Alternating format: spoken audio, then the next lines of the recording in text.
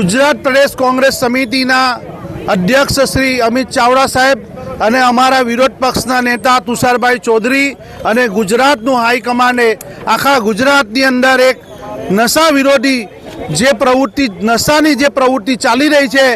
તેના વિરુદ્ધમાં એક આંદોલન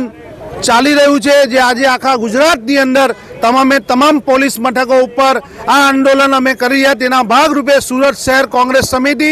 સુરત શહેર પોલીસ કમિશનર કચેરીએ આજે એક આવેદનપત્ર લઈને આવ્યા છે કે સુરત શહેરના ખૂણા ખૂણામાં ચાલતા નશાના કારોબાર અને એની સાથે કેટલાક જે કર્મીઓ છે જેમને ખબર છે, જે વર્ષોથી એક પોલીસ સ્ટેશનની અંદર ચોંટી રહ્યા છે અને ડાયરેક્ટ ઇનડાયરેક્ટ જે આ વેપારના અંદર એ લોકોનું નજર છે તેવા પોલીસ કર્મીઓને તાત્કાલિક એમની બદલી કરવામાં આવે, આ નશાનો કારોબાર તાત્કાલિક બંધ કરવામાં આવે, એવી કાર્યવાહી 24 કલાકની અંદર કરે એવી માંગણી સાથે લઈને આવ્યા। કારણ કે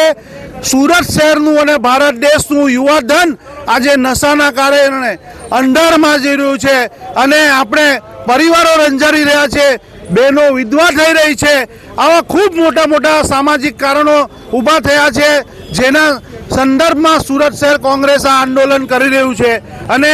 પોલીસ કમિશનર સાહેબને આ બાબત સર અમે આવેદનપત્ર આપવા આવ્યા છે।